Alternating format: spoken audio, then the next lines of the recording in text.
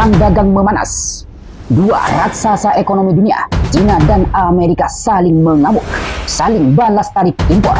Produk asal China dikenai tarif 145%, sementara produk asal Amerika dikenai tarif 125%. Angka yang sangat fantastis. Yang jelas, baik China maupun Amerika Serikat akan mengalami dampak buruk akibat perang dagang ini. Lantas, siapakah yang akan menyerah dan kalah? Selengkapnya silakan tonton sampai selesai agar tidak gagal paham. Jangan lupa untuk subscribe dan bunyikan lonceng notifikasinya agar selalu update dengan video terbaru. Assalamualaikum warahmatullahi wabarakatuh. Hai sahabat arah baru, bertemu kembali dengan saya di channel ini. Presiden Amerika Serikat Donald Trump resmi menetapkan tarif super tinggi untuk semua produk yang berasal dari China. Namun maaf, ini China, sang raja ekonomi dunia juga. Alih-alih negara yang dipimpin Xi Jinping ini menyerah dan tunduk atau memilih menjilat bokong Donald Trump, China justru memberi perlawanan sengit.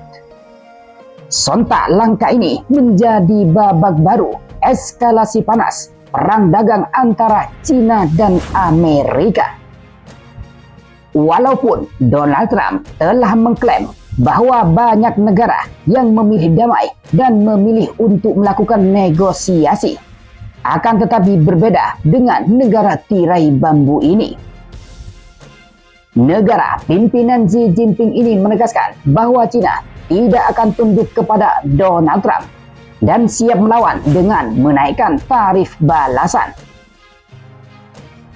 Sebenarnya kalau kita tarik ke belakang, konflik ekonomi antara China dan Amerika Serikat ini sebenarnya telah terjadi sejak tahun 2018 ketika Presiden Amerika Donald Trump mulai menetapkan tarif dan hambatan perdagangan lainnya terhadap Tiongkok dengan tujuan memaksanya untuk membuat perubahan terhadap apa yang disebut Amerika sebagai praktek perdagangan tidak adil dan pencurian kekayaan intelektual yang telah berlangsung lama. Pemerintahan Donald Trump di periode pertama itu menyatakan bahwa praktek-praktek ini dapat berkontribusi terhadap defisit perdagangan Amerika Tiongkok. Dan bahkan pemerintah Tiongkok mengharuskan transfer teknologi Amerika ke Tiongkok. Namun menanggapi tindakan perdagangan Amerika Serikat tersebut, pemerintahan Xi Jinping menuduh pemerintahan Donald Trump terlibat dalam proteksionisme nasionalis dan mengambil tindakan pembalasan. Setelah perang dagang meningkat sepanjang tahun 2019, pada bulan Januari tahun 2020, kedua belah pihak mencapai perjanjian fase 1 yang menegangkan. Pada akhir masa jabatan pertama Donald Trump, perang dagang secara luas dicirikan sebagai kegagalan Amerika Serikat. Meskipun kesepakatan telah dicapai oleh kedua pihak pada tahun 2020, sebagian besar tarif itu tetap berlaku hingga eskalasi terbaru. Pada 3 Februari 2025, hanya 2 minggu setelah dilantik, Presiden Donald Trump mengumumkan pemberlakuan tarif sebesar 10% untuk semua barang yang berasal dari China. Angka ini di atas berbagai tarif yang dikenakan selama pemerintahan Trump pertama pada periode 2017-2021 dan pemerintahan mantan Presiden Amerika Joe Biden pada tahun 2021-2025. Tidak berhenti di situ. Pada 5 Maret, Trump menggandakan tarif impor China sebesar 20%. Sebulan kemudian, 2 April 2025, ia kembali menaikkan tarif untuk China sebesar 34%. Sehingga totalnya menjadi 54%. Tentu China tidak tinggal diam. Pada 4 April 2025, China mengumumkan tarif balasan sebesar 34% untuk semua produk Amerika Serikat. Dibalas seperti itu oleh China, Donald Trump pun marah Ia mengancam China akan mengenakan tarif yang lebih tinggi, kecuali Beijing menarik pemungutannya atas barang-barang Amerika.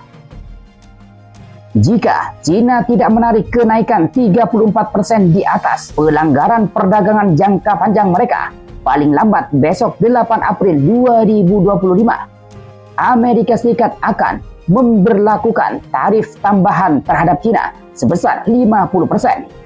Efektif 9 April, kata Donald Trump di platform Trust Sosial pada Senin, seperti dikutip dari Al Jazeera. Dengan tarif tambahan tersebut, tarif pungutan atas produk impor China meningkat menjadi 104%.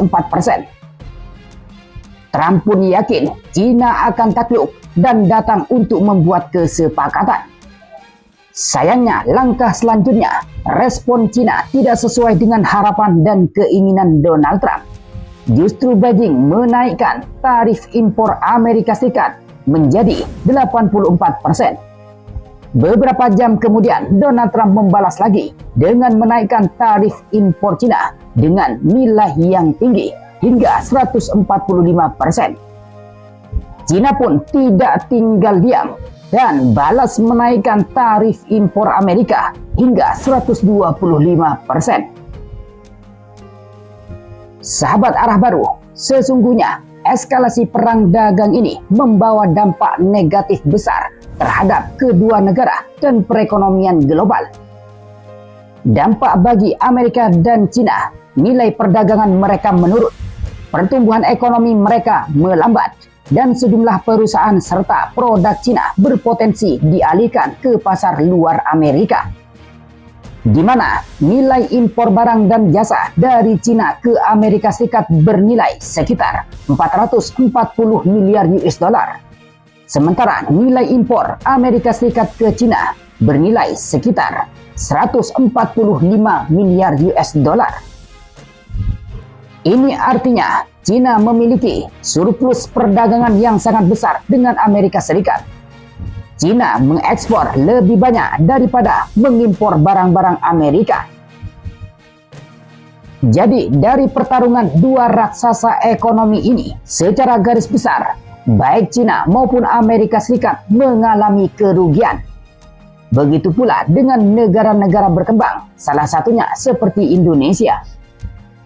Lantas pertanyaannya, siapakah yang kalah dalam pertarungan ini? Walaupun banyak pengamat yang memprediksi kekalahan salah satu dua negara ini, tapi menurut saya belum ada yang kalah. Kenapa? Karena belum berakhir. Maka dari itu, keduanya, baik Amerika Serikat maupun China, membuka opsi negosiasi mencari kesepakatan yang sama-sama menguntungkan. Kantor Informasi Dewan Negara China atau SCIO merilis pernyataan dalam dokumen resmi White Paper yang bertajuk Posisi Tiongkok mengenai beberapa isu terkait hubungan ekonomi dan perdagangan Tiongkok-Amerika pada 9 April 2025. Dalam dokumen tersebut, China menyebut perundingan bisa dilakukan jika kedua negara duduk sejajar dalam posisi setara dan saling menguntungkan. Sementara dari pihak Amerika Serikat membuka opsi yang sama. Presiden Amerika Serikat Donald Trump dalam rapat kabinet bersama menterinya, dia mengatakan ingin bisa mencapai kesepakatan dengan negeri tirai bambu itu. Lantas bagaimana menurut pendapat sahabat arah baru dengan kabar ini? Silakan sampaikan komentar Anda di kolom komentar di bawah. Dari saya, terima kasih. Wassalamualaikum warahmatullahi wabarakatuh.